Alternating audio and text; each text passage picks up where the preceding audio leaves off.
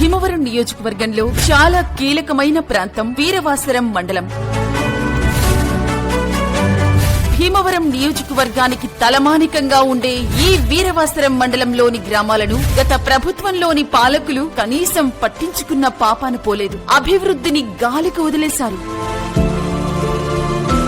2019 ఎన్నికల్లో మన ఎమ్మెల్యేగా గ్రంథి శ్రీనివాస్ గారు ఎన్నికైన తర్వాత మన వీరవాసరం మండలాన్ని అన్ని విధాలా ముందు ఉంచాలన్న దృఢ సంకల్పంతో ప్రత్యేక ప్రణాళికలు రూపొందించారు. మండలంలోని ప్రతి గ్రామాన్ని అభివృద్ధి పథంలో నడిపించాలని నిర్ణయించుకున్నారు.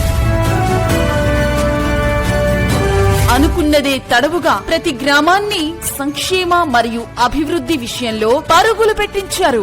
ఈ 5 ఏళ్ల కాలంలో మన వీరవాసరం మండలంలో అన్ని గ్రామాల్లో కలిపి సుమారుగా 270 కోట్ల రూపాయల మేర సంక్షేమ పథకాల ద్వారా లబ్ధి చేకూర్చారు. ఇక అభివృద్ధి విషయంలో మన వీరవాసరం మండలంలోని అన్ని గ్రామాలు కలిపి సుమారు 50 కోట్ల రూపాయలతో అభివృద్ధి పనులు చేశారు. ఇలా మొత్తంగా సంక్షేమ మరియు అభివృద్ధి కలిపి మన వీరవాసరం మండలానికి 320 కోట్ల రూపాయల మేర మేలు జరిగింది.